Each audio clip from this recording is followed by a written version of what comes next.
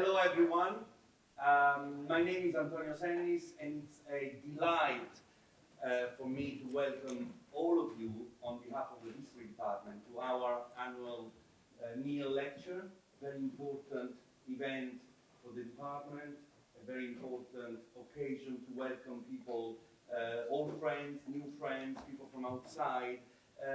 It's an annual event, one of the few annual events that we regularly hold, and today is a special occasion because it's a classic, an ancient historian. It's a great pleasure to welcome Professor David Mattingly from Leicester, and the MC for the evening is my amazing colleague Julieta Steinhauer, Associate Professor of Greek History in the department, who will do all the introductions and sort of run the show.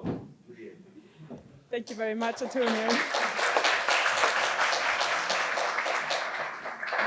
Thank you all for coming. This is very exciting. And it is my great pleasure to introduce to you David Mattingly, which I think many of you already know, but I think I still want to say a few words about David. So David started his career as assistant professor at the University of Michigan with a tenure-track position before moving to Leicester, where he has been professor for Roman archaeology since 1998. In 2003, David was elected a fellow of the British Academy. He specializes in the archaeology of the Roman Empire and its neighbors, particularly Britain, Africa, but also the Middle East, and more widely in chronological and geographical terms. In fact, David has worked on projects transcending the Roman borders into the Sahara and its civilizations. And for this Trans-Sahara project, David received an ERC Advanced Grant Award a few years back. And this, by the way, is the only of the many awards and prizes and fellowships that David has received that I'm going to mention, or else we'd still be here tomorrow. So David is also interested in protecting heritage sites, especially in Africa and the Near East, and he's just told me that they're mostly endangered through our civilization, not necessarily through war, but building works and expansions of cities. David has published on an incredibly wide range of topics, including rural settlement, farming technologies such as olive oil production, ancient mining, urban economies, the evolution of the Roman military frontiers, and of course post-colonial and decolonial approaches to the impact of Rome. This is a topic that he will be discussing today with us. But since David's oeuvre includes around, I'd say, 30 books and about 300 articles, I refrain from reading them out to you. And I just want to point out two books that you might want to go back to after this lecture. First of all, an Imperial Possession, Britain in the Roman Empire from 2006. And then Imperialism, Power and Identity, Experiencing the Roman Empire from 2011. So these are the two books I think that David will be referring to today as well in his lecture. Okay, and that's it from me. I hand over to David. The floor is yours. Thank you so much for coming.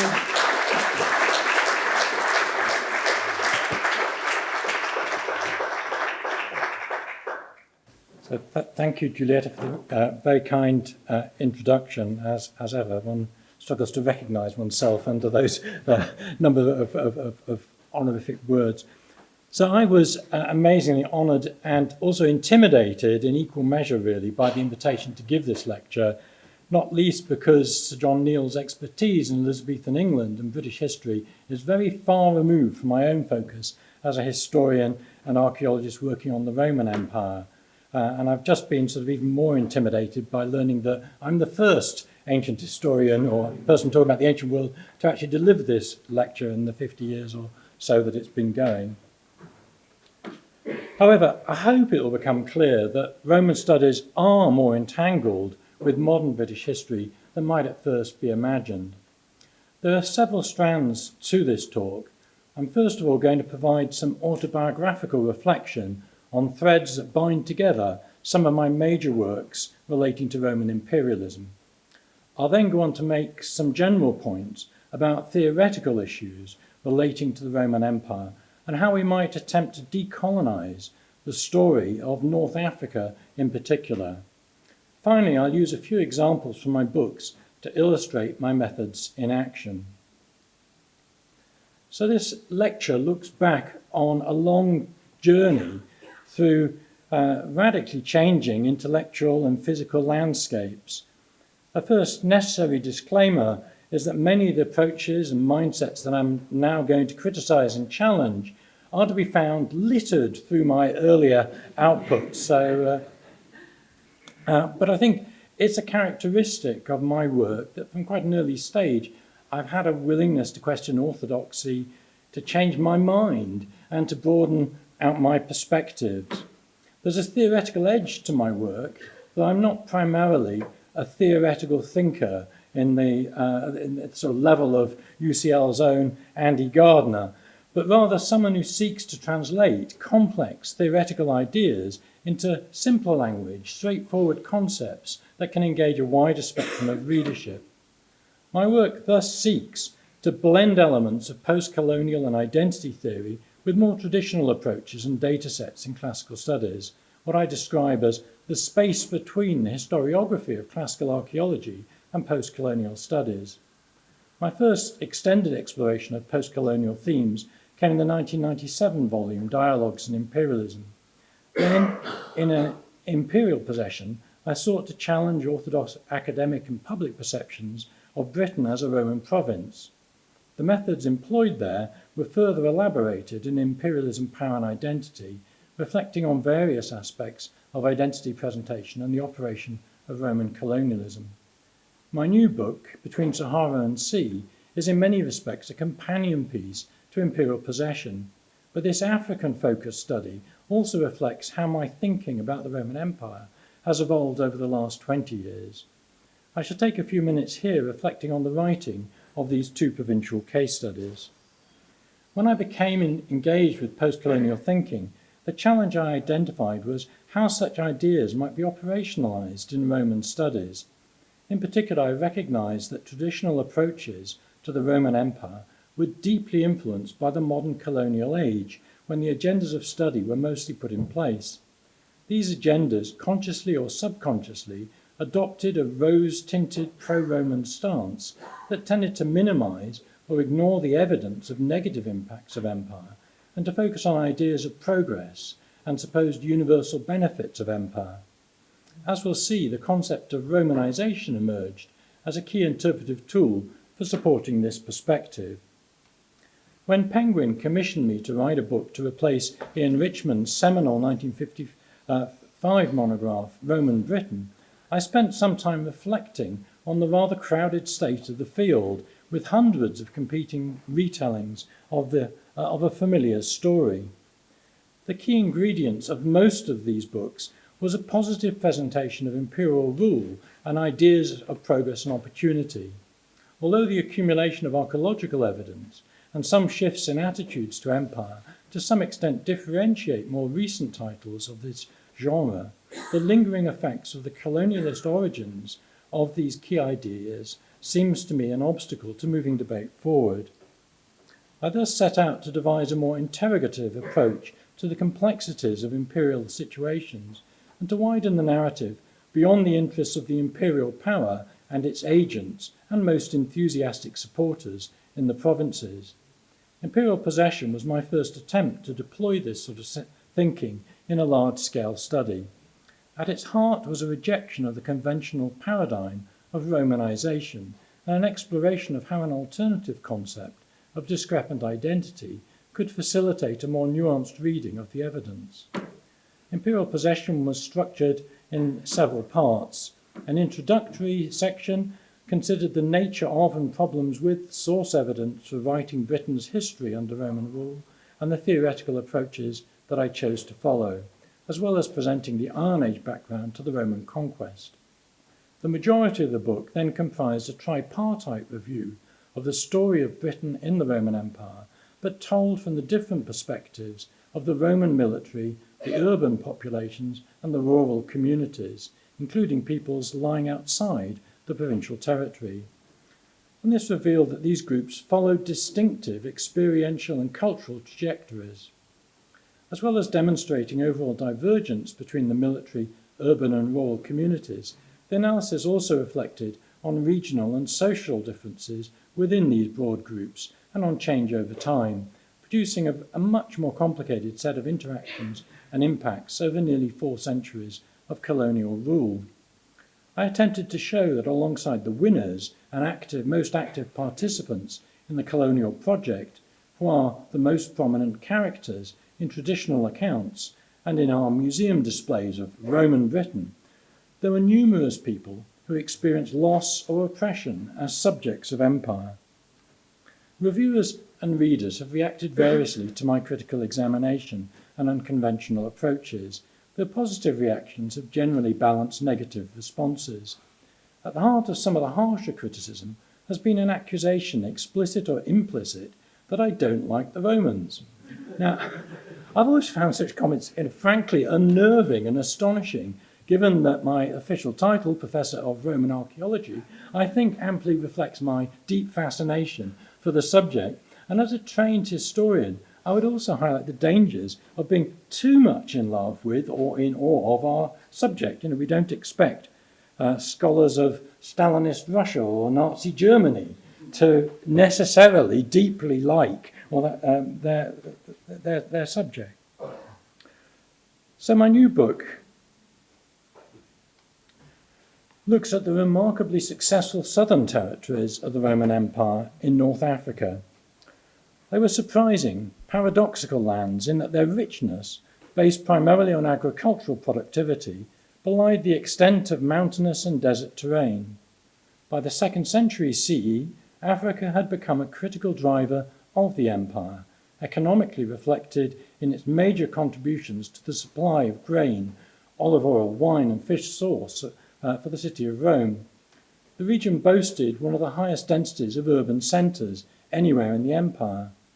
The political and social impacts included hundreds of men who entered imperial service as equestrians and senators, including several who became emperors or would-be emperors. When Christianity became the official religion of the empire in the 4th century, Africa was one of its main seedbeds and produced a series of key figures of the early church. My structure for Between Sahara and Sea is designed similarly to challenge orthodox interpretations. In the introductory section, I diagnose the weaknesses of traditional agendas and highlight new theoretical approaches. The second part presents a detailed review of the developments of the first millennium BCE, using much recently published research to demonstrate that, contrary to long-held belief, Africa had well-established urban and agricultural traditions on which Rome was to build. More on that in a bit. The following 3 sections replicate my structure from Imperial Possession in looking in detail at the military, urban and rural communities. And once again, this reveals radically different cultural outcomes across these groups, but also long-maintained influences of the major pre-Roman population groups and regional divergences. The final section reviews economic differentiation and then provides an overall synthesis. Before talking in a little more detail about the books, I want to explain a bit about why I feel traditional approaches in Roman archaeology are in need of reform. These are undoubtedly crowd-pleasing aspects that fill museums, drive tourism, and sell books and TV shows about Rome. The individual elements on this slide are not the problem so much as the overall package, which produces a very top-down view of society and of empire seen from the colonizer's perspective. A few comments I think are necessary about Romanization. People still seem to be split into 2 camps on this term.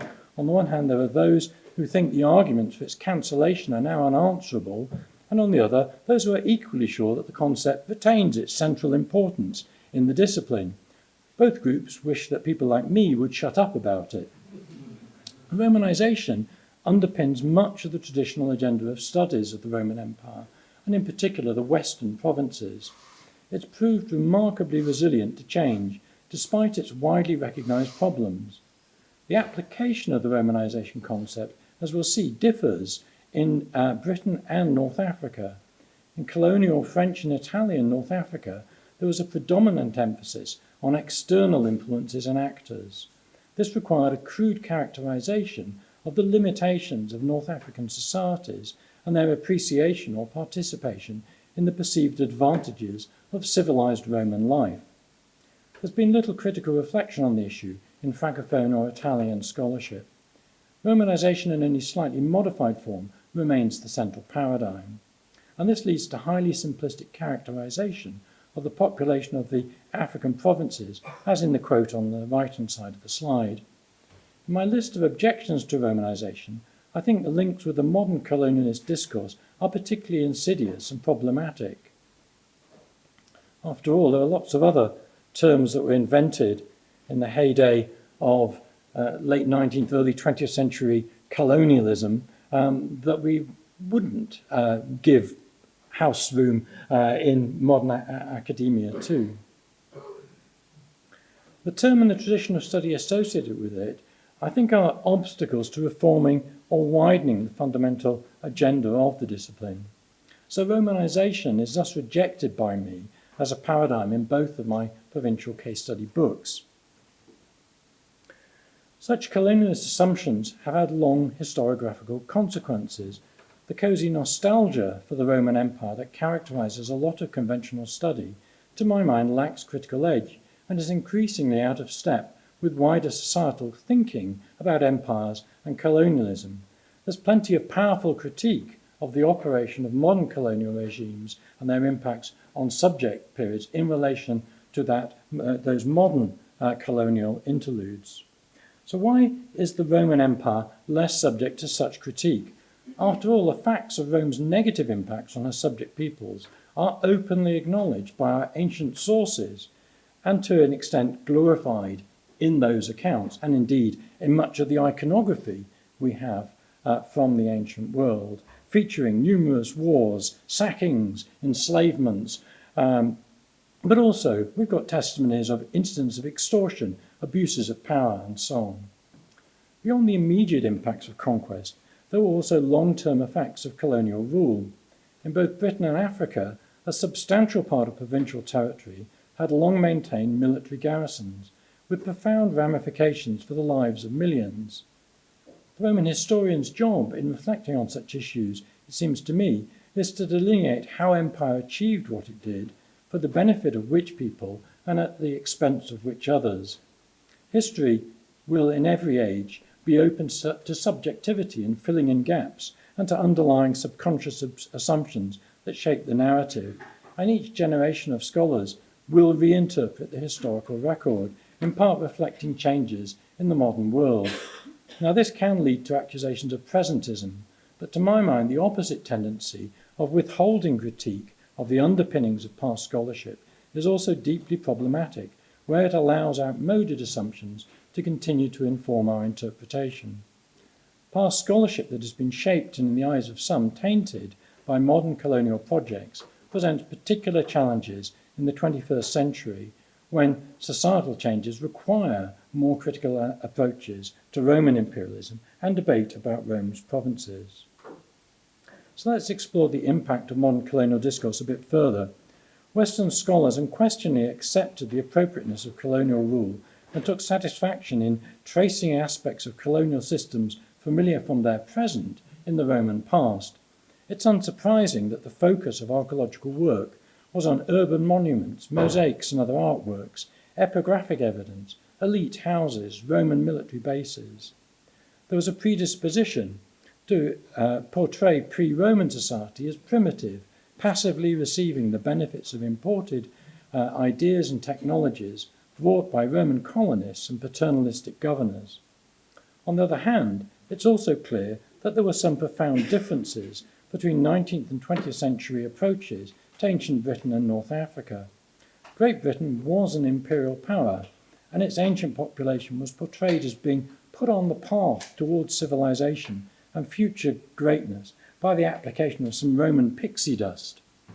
In North Africa, the emphasis was much more overtly on external agents of change, with modern French and Italian ventures portrayed as hereditary successors of Rome, simply reclaiming former lands and entitlements. And an explicit attempt was made to disinherit the indigenous populations from any positive role in the Roman past. The modern colonial discourse thus became deeply entangled with the ancient one, leading to strong feelings of disassociation and alienation with the Roman heritage for the region's non-European majority population. To better understand this, we need to recognise that there were in fact three separate colonial discourses in relation to the Roman Empire in Africa. The first relates to how the Romans considered and justified their own imperial power. The Romans frequently cited divine sanction of their empire and of their civilizing mission. The imperatives of ruling far-flung provinces were typically contextualized in terms of advancement of provincial societies and the benefits of the Pax Romana. The economics of imperial exploitation are rarely mentioned in our literary sources, and Roman interventions are generally presented as defensive reactions to external enemies or fanatical rebels. The symptoms of such a discourse are evident in the distortions of the texts that portray Africa's landscapes as desertic, empty, underdeveloped, and its people as uniformly barbaric or unsettled. The Africa discovered by our sources was in effect presented as a virgin landscape in need of sensible and intelligent outsiders to allow it to be developed for the benefit of those benighted Africans. The second discourse concerns the modern colonial justifications of contemporary imperial projects. This is especially important in that it created a body of dogma about the appropriateness of imperialism and the rights and duties of colonizing powers. In North Africa, the close collaboration between the modern colonial regimes and archaeologists, epigraphers, and historians inevitably developed this further into a third specific discourse in which there was much direct drawing of parallels and lessons from ancient to modern colonialism and vice versa. While the interpretation of the ancient sources under the past history was underpinned by a host of shared understandings and value judgments about the imperial project. The discourse problem is further exacerbated by increasingly urgent and angry debates within classical studies about perceptions of racism, sexism, and elitism, whose ultimate origins can be traced back once again to the formative impact of the modern colonial era on the discipline's agendas. There's an ugly divide between those who want reform and change and those who remain in denial of the issues and dismiss the debate as inappropriate wokery. A shocking lack of diversity in the academy is just one symptom of the structural impediments and inbuilt conservatism. Now, there was a highly publicised clash at the 2019 US Society for Classical Studies conference session on the future of classics, and we'll talk a little bit more about this tomorrow in the workshop that I'm going to do with some of the students. But it's a really great example of the danger that this sort of discord within the discipline poses. The very idea of Western civilization and what it represents in terms of cultural appropriation is also increasingly being challenged. On the other side of the equation, and I think giving pause for thought about who classicists should wish to be keeping company with, are white supremacist groups and right-wing anti-woke commentators who appropriate and misrepresent the discipline. I don't think these issues are going away, and we urgently need to reevaluate the colonialist underpinnings of our discipline and take necessary steps to decolonize it. To take this further, let's consider some of the terms used to characterize aspects of this long-running debate in relation to North Africa. Though anti-colonial, post-colonial, decolonial are sometimes used as synonyms, I see these more as phases, successive phases, in an evolving argument about colonialism. Colonial or colonialist approaches evoke the modern colonial era, where exogenous forces were highlighted above all else as responsible for positive achievements. Then came an anti-colonial reaction that gained pace in the early post-independence years and then instead stressed local resistance to Rome as a key characteristic. This evolved into a more reflective post-colonial era, exemplified in Marcel Benabou's classic study, though one in which change has been slower and less far-going than hoped for. And I'd like to think we're now entering a fourth phase where more sophisticated deconstruction of colonialist thinking can be undertaken, leading to decolonizing archaeology, not just in conceptual and methodological terms, as I'll be mostly talking about today, but also in the structural inequalities through which North African archaeologists and communities have too often been marginalised. At the same time, elements of the former colonialist agenda persist in what we might term a neo-colonial approach. Well, the modern colonial era is perhaps now far behind us, and some may say my anxieties are unfounded or exaggerated, but the historiography of the post-colonial era is not actually all that encouraging. A new relevance for studies of Roman Africa came with the addition of l'Afrique romaine as a subject of the French University concours in 2005, and this massively increased the teaching of the subject in French universities and led to a glut of new books on l'Afrique romaine in the following years. However, close perusal of these reveals that the underlying agenda is not much changed since the modern colonial era. These remain very much top-down accounts focused on external agents of change and the achievements of empire in North Africa. One reason for the emphasis, as Sangera noted, was that, quote, the 2005 law compelled places of education to teach only the positive aspects of imperialism. Most work on l'Afrique romaine has tended to present Africa seen from this outside, essentially Roman perspective, that highlights above all the people, technologies and contacts that were brought across the Mediterranean to transform North Africa. Indigenous agency has been minimised, and I thus challenge myself to try and write a rather different story to these expurgated visions of Roman Africa.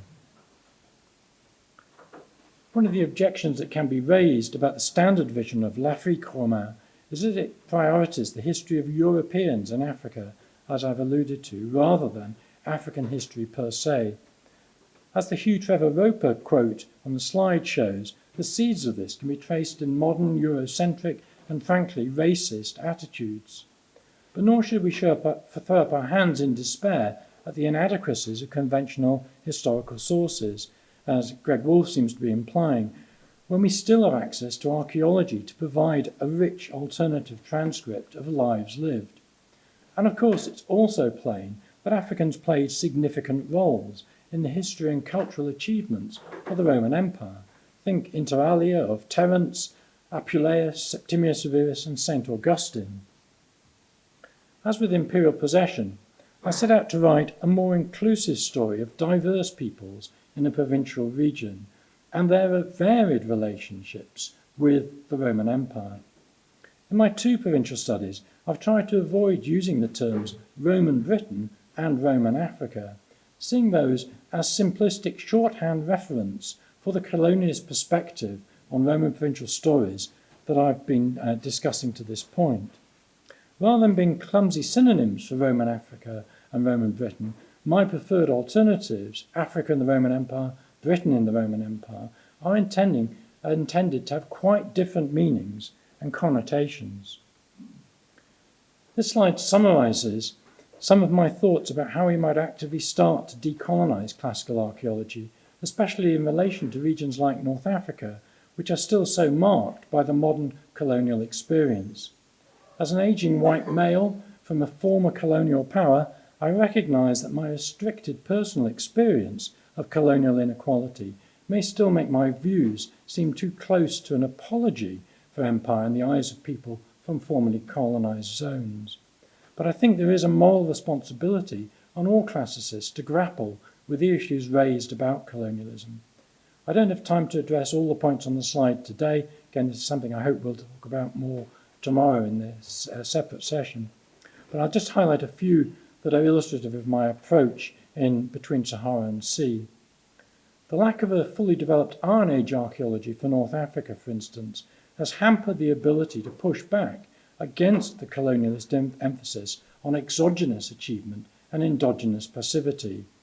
Many classical archaeologists from Maghrebian countries, as it happens, remain broadly supportive of the orthodox agenda. This is partly a result of their training and their investment within this tradition. But for most North Africans, the Roman past remains something alien, perhaps useful in terms of tourism revenues, but not truly an integral part of their own cultural heritage. And that's created a huge gulf between academic agendas and popular perceptions. Between Sahara and Sea seeks to establish a different connection between the present populations of North Africa and their past by addressing the academic frameworks that rationalise and maintain unfair social structures. Whatever the impact of initiatives by people like me, I think the decolonising the discipline will ultimately depend to a greater extent on the developing work of North African researchers, such as my two former Libyan PhD students whose work I feature here. A key aspect is the broadening of research agendas beyond those traditional foci of Roman Africa, and in particular a greater interest in rural landscape and communities as expressed here. Another big issue concerns how we are still constrained by a vocabulary that has too many distinctly colonialist overtones. Even researchers committed to the idea of moving on from colonialist models will find it hard to escape from vocabulary that has so much colonial baggage. It's no surprise in these circumstances that our readers and students all too easily revert to traditional default assumptions that follow from it. This again is something I want to discuss more in tomorrow's workshop, but by way of quick illustration of what I mean, here's a simple colonial bingo card for you to test out in other academic settings. Just listen, look out for the trigger words. During the writing of Between Sahara and Sea, I experimented with systematically removing a number of such terms and concepts from my TypeScript, and I can't tell you how many sequential cleansings it took to get them out, and I bet there's still a few lurking in there somewhere. These are deeply embedded. So in place of Roman Africa, native, tribe, proto-history, Romanization, frontier, slave, and nomad from the traditional scholarly vocabulary, I've used Africa in the Roman Empire, local, people, North African Iron Age, discrepant identity, security zone, enslaved person, pastoralist. Now the first group of terms come with a lot of modern colonial baggage or are increasingly discredited in scholarly use today. And the casual use of that first group of terms in scholarship more generally accounts for many lazy assumptions, I think.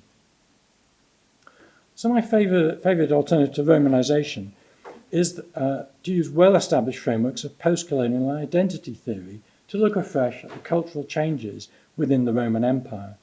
I examine the Roman world in terms of its multiple and changing identities, what I've termed discrepant identity, drawing on ideas of social memory and articulated social relations. The Roman Empire was a world of profound regional differences, informed by varied historical and social trajectories, as well as by the power structures that were imposed by Rome. Communities and individuals engaged in practices of code switching from local to cosmopolitan identity and vice versa. Cultural change was multidirectional, rather than following a single inexorable movement in one direction, if you like, that of colonial emulation. Over recent decades, identity has become a key concept in archaeological research more generally, with a particular focus on how this relates to cultural hybridity. Identities, I think, can be thought of as flexible, like the choice of clothing or strategies of bilingualism. And by changing a costume or language, people can signal a switch in their identity display. Code switching has been recognised as an important aspect of plural identity presentation, which is part of what I'm exploring with discrepant identity. So my ideas focus particularly on how individuals and groups use things like language, material culture, and behaviours to differentiate themselves from others in society, rather than simply emphasising the commonalities of culture that Romanization has tended to focus on. It's time, I think, to provide some concrete examples from the books to illustrate the approach. Let's start with a British example. One of the clearest ways of demonstrating difference between the military, urban and rural communities that I delineated concerns religious behaviours and the material culture associated with it. The maps in this slide depict very different patterns in the north and west of Britain compared to the south and southeast in relation to two very basic elements of religious practice. In the south, we've got lots of these Romano-Celtic temples, so-called. In the north and west, we have an enormous concentration of inscribed altars following standard Roman formulae. But there seems to be very little overlap between those distributions. And in fact, in the north and west, it's very clear that we're looking at the military community as being responsible for most of that focus on the erection of altars, and the civil communities in Britain are doing very different things with their religious practice. And we can further demonstrate this by reference, but if we look across a range of different markers of religious behaviour, we can track these differences between my military, urban and rural communities. And it shows discrete practices across those groups. They're not all trying to do the same. There's no such thing, if you like, as Romano-British religion. It appears, in fact, that there are very separate religions in the way that they're practiced across those communities. So let's take some African examples. The autochthonous peoples of North Africa have hitherto been underrepresented in the story of Roman Africa. The Iron Age group that gets most scholarly attention is the Libyphonices, represented at coastal settlements.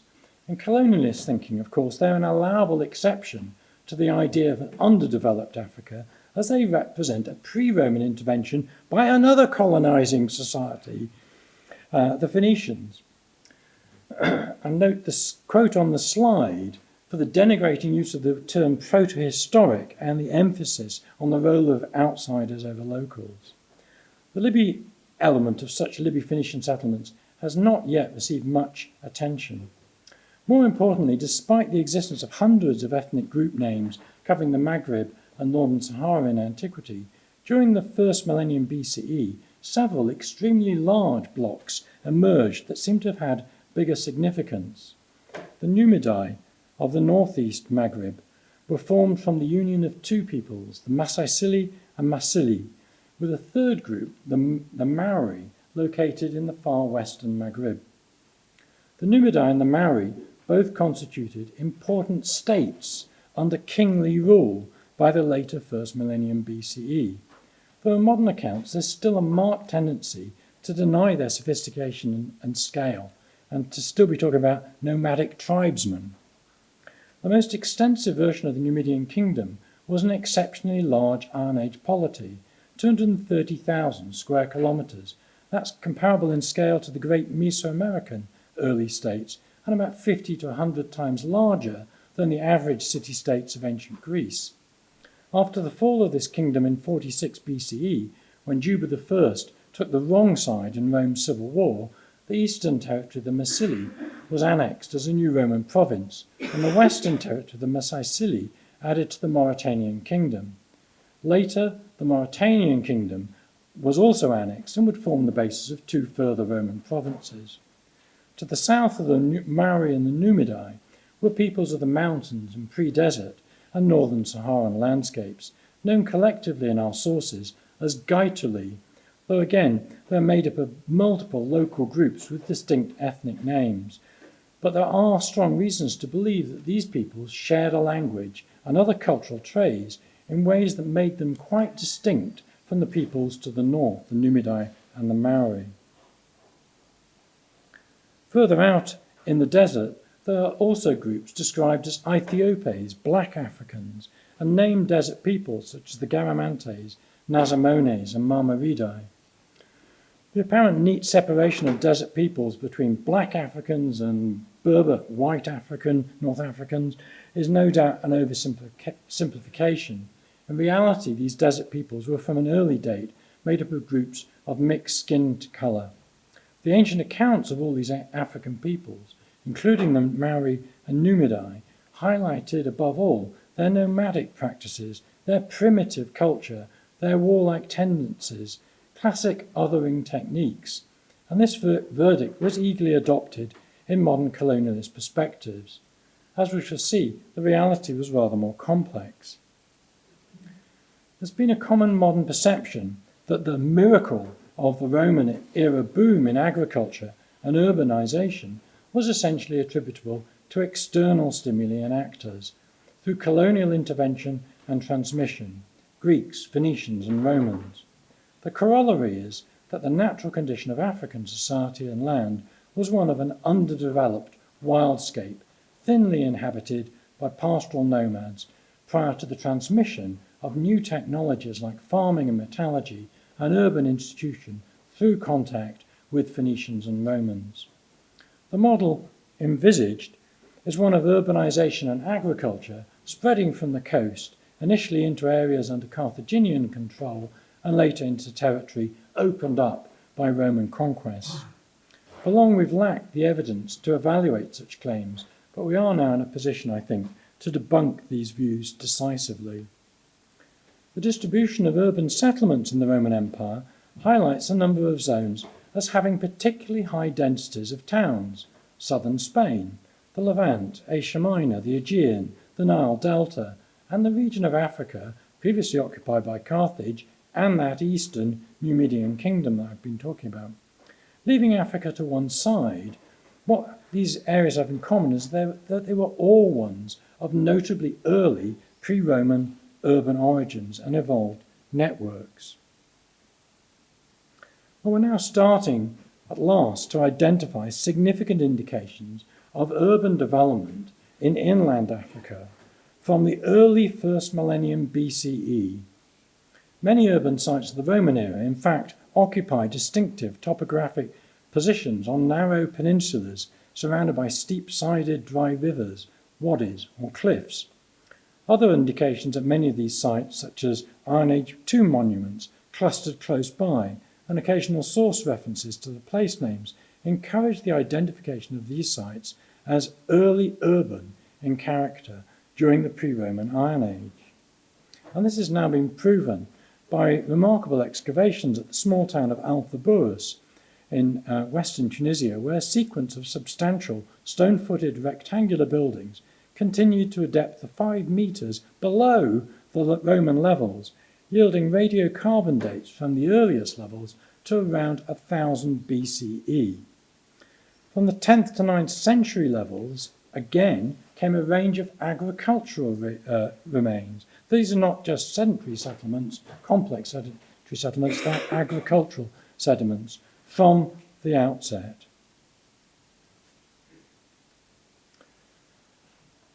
And these show that at least elements of the Numidiae were undoubtedly sedentary cultivators from the beginning of the first millennium BCE. Similar early developments are also now being recognised at quite a number of other sites in Tunisia, but also in Morocco. Of particular importance is the fact that the radiocarbon dates for these inland urban developments actually predate the first certainly identified archaeological traces of Phoenician settlements on the coast.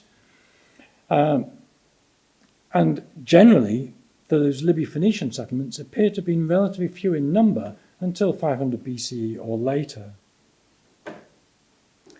A second demonstration of precocious settlement and agricultural development has come from my own work on the Garamantes, the Libyan Sahara, and this takes us 1,000 kilometres south of the Mediterranean, well beyond the reach of Mediterranean colonists, I think, in that case. Following on from early first millennium BCE hill fort settlements, sedentary settlements again, that were associated from the very start with oasis agriculture, Garamantian oasis communities expanded massively from the 4th century BCE onwards, with the appearance of hundreds of villages and some towns. The suite of cultivated plants here was different to that in the Numidian heartlands, and again it's difficult to reconcile these developments with the impact or influence of Mediterranean colonists. You can see the extremely early date at which this agricultural package was in place. So my argument is thus that North Africa was much more widely developed in terms of urban settlement and agricultural initiatives, including many desert oases, well prior to the Roman era. Pathways to urbanism and agriculture differed across North Africa, but we can be sure that a significant factor in the Roman boom in urbanism and crop production was the fact that both urbanism and agriculture were well established among local populations prior to the formation of those Roman provinces. This doesn't change the fact that the Roman era saw substantial development in socio-economic aspects, but our explanations of these phenomena must now start in a very different place. There are significant implications from this, for instance, for understanding of the evolution of the urban form in Africa under Rome. There are, for sure, some towns where rigid gridded lines, the left-hand images, and monumental embellishments echo Roman models widely recognisable in other provinces. However, the plans of towns in the centre and right of the slide are more typical examples of the urban topographies we encounter in Africa, those defensible peninsulas or hilltops, the haphazard mazes of alley-like streets that reflect the pre-Roman urban sites that underlie them. In some cases, we have evidence of the insertion of groups of Roman citizens or veterans alongside local populations, evidently creating two-tier societies and enabling a form of urbanisation and monumentalisation that Lisa Fentress has memorably described as coercive urbanism. The rural landscapes of ancient Africa have for long been neglected in archaeological research, but there's been an increase over recent decades of modern field survey, now backed up by enhanced remote sensing enabled by the availability of high-resolution satellite imagery. There are still some major gaps and a dearth of excavations of rural settlements, but the diversity of Africa and the Roman Empire is most evident in relation to its rural communities. While rural landscapes can tell stories of pre-Roman evolution and continuities, they also do reveal some of the largest impacts of the colonial project on ancient Africa. In the first territory that was annexed by Rome, what became the province of Africa Vetus in northern Tunisia, Roman land surveyors restructured 160,000 square kilometres of land by a series of massive centuriation schemes. That's no small impact on existing landholders and populations.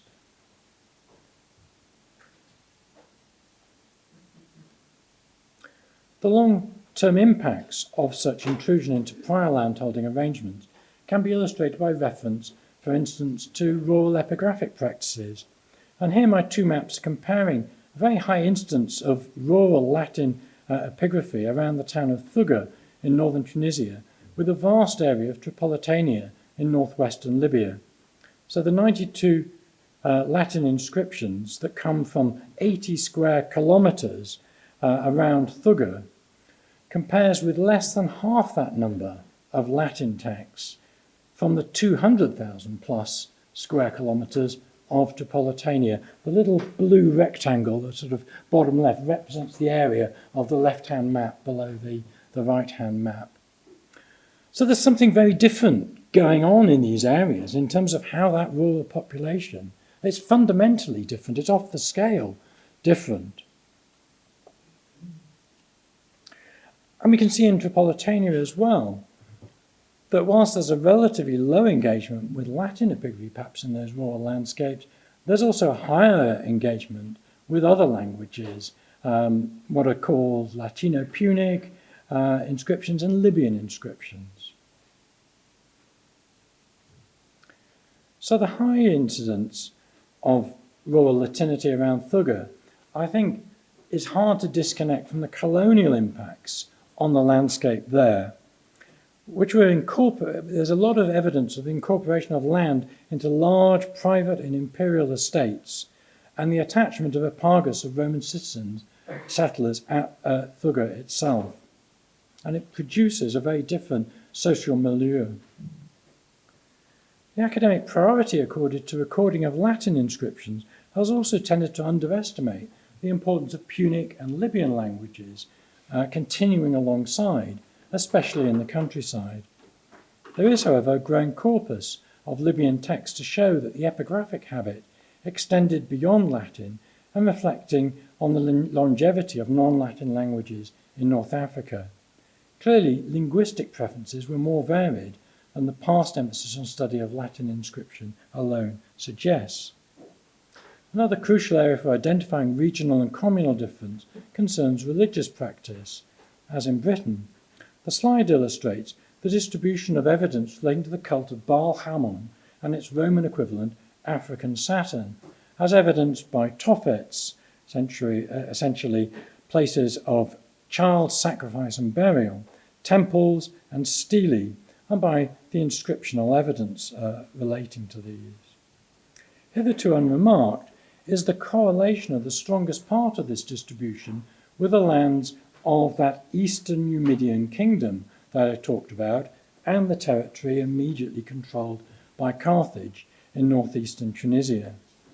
With the exception of a few coastal Libya-Phoenician centres and military sites in the Gaetulian zone, and it is almost entirely military sites on which evidence for the Saturn cult occurs in the Gaetulian zone, although there are there's plenty of population centres, towns in the Gaetulian zone. We don't seem to find civilians in that area engaging with this cult. Nor do we find the Saturn cult spreading in any significant way into the Mauritanian provinces to the west. So why is this? I mean, this is the key cult in Roman Africa, as conventionally conceived. Well, Matt McCarty's work has shown that the major growth and the spread of the cult actually postdated the fall of Carthage in 146 BCE. So Rome is already in this picture when this cult starts to really spread. And it spreads in precisely the area that is next in the frame for Roman expansionism. So I like to think that maybe part of the popularity of the Saturn cult in these lands is a sort of non-conformist reaction to Rome's looming presence. In effect, it's an invention of tradition or a reinvigoration of religious identity given impetus by the imperial context and the imminence of conquest. The limits of its spread, I also think, may have related to a specific aspect of the Saturn cult, that child sacrifice I mentioned, which exacted a high tariff from its adherents and which may have presented social obstacles to its wider adoption. Put simply, Gaetuli and Maori communities evidently did not embrace the idea of sacrificing their children. They had other chthonic gods and ways of negotiation over the sorts of things that the Numidiae were addressing to the Saturn cult. Finally, I'm going to just very quickly show you a series of examples of the sorts of different identity markers of a number of individuals negotiating their life ways in Britain and Africa under Roman rule. This famous tombstone of a woman called Regina is regularly held up as an archetype of a respectable Roman matron from Britain, a well-to-do woman enthroned in a niche with her respectable style of dress, her wool basket, her jewel box. But Regina's story was altogether more complicated and messy. She started life as a freeborn member of the Catalonian people, whose civitas centre was St. Albans. But at some point she became an enslaved person, perhaps sold into slavery from a poor family.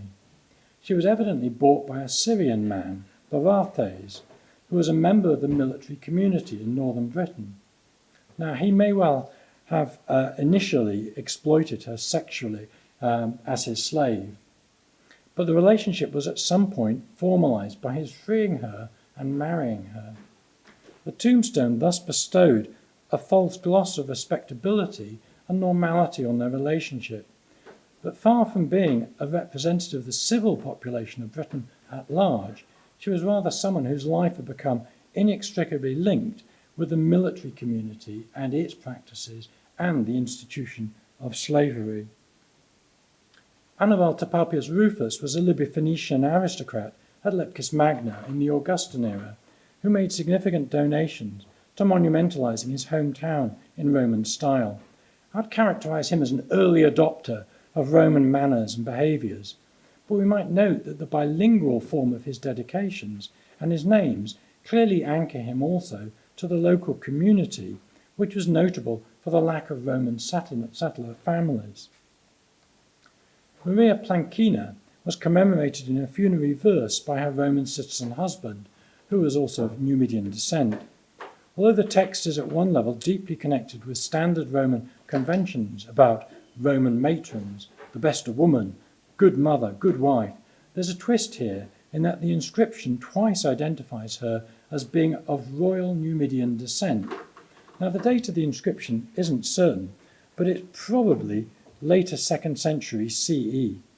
And that's more than 200 years after the final annexation of that Numidian kingdom by Rome. Sycamore, the town where this comes from, was a Roman colony, but a colony that was created by adding a deduction of veterans to an established Numidian community. And it's in this context that I think we need to recognise the importance of that remembered Numidian royal status.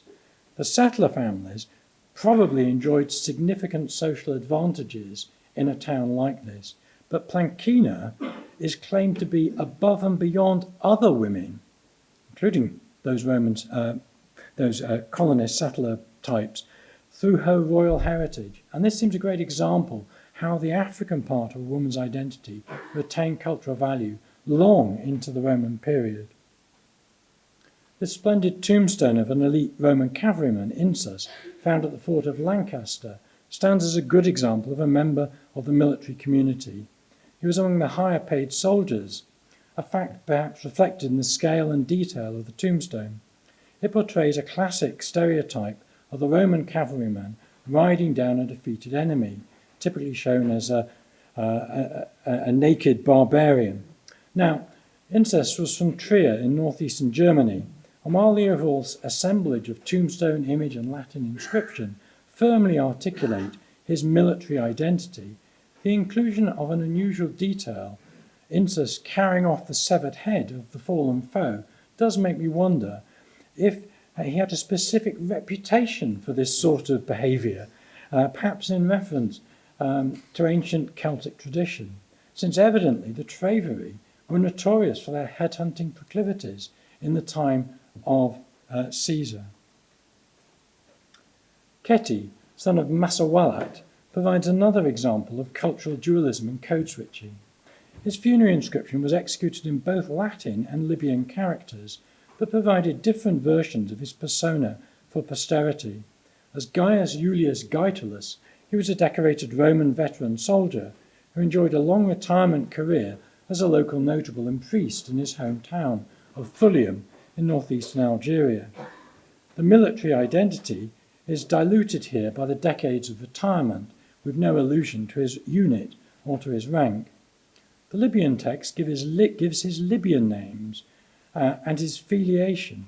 It mentions in somewhat elliptical form his service to the emperor, but it focuses mainly on his ethnic identity as a member of the Misakiri. Masalkan, son of Yilol, was a Gaetulian from the Libyan pre-desert. He's known from an inscription in Latino Punic, that's a text in the Punic language but using Latin letters, that decorated his elaborate mausoleum.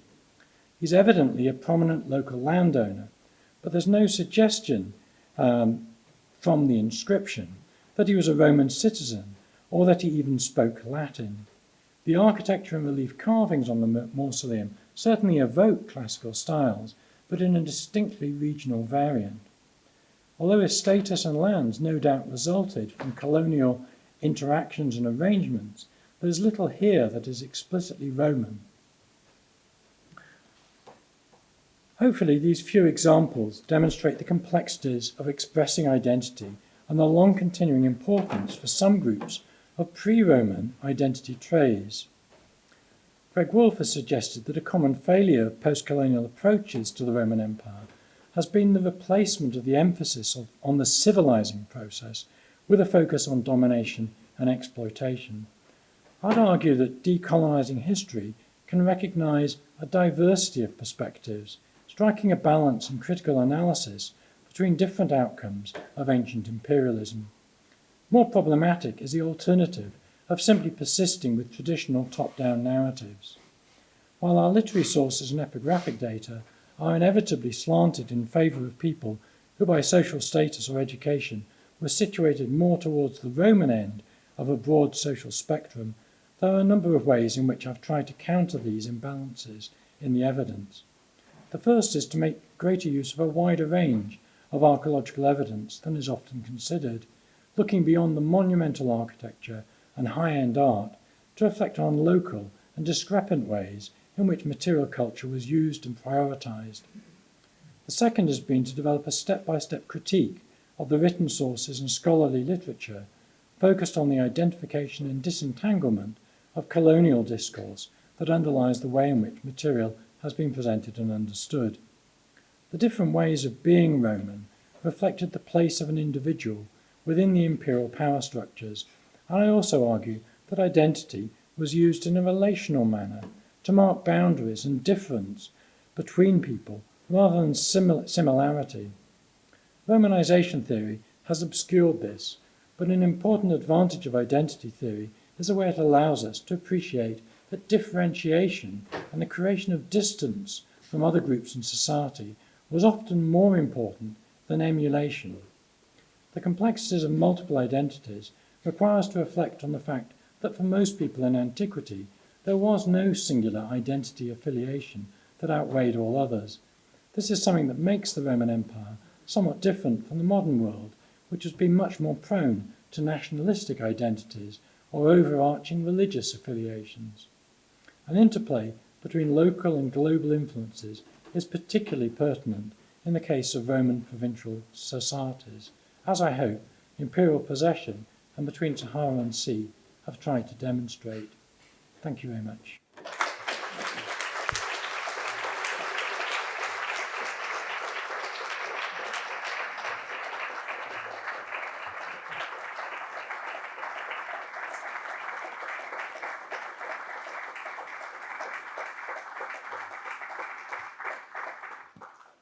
Thank you so much, David. That was absolutely brilliant. Lots to think about, lots to discuss, and we can do that over drinks downstairs in, I think, the further cloisters. So not the ones just below, but the ones towards the Homeric relief, if you know what I mean. Probably not, no. Anyway, I think maybe we'll follow Queenie and Izzy, who will be waiting outside. And also, before I forget, I want to thank Izzy and Queenie for making this possible. They've done an amazing job in getting it all together. So wherever they are, thank you.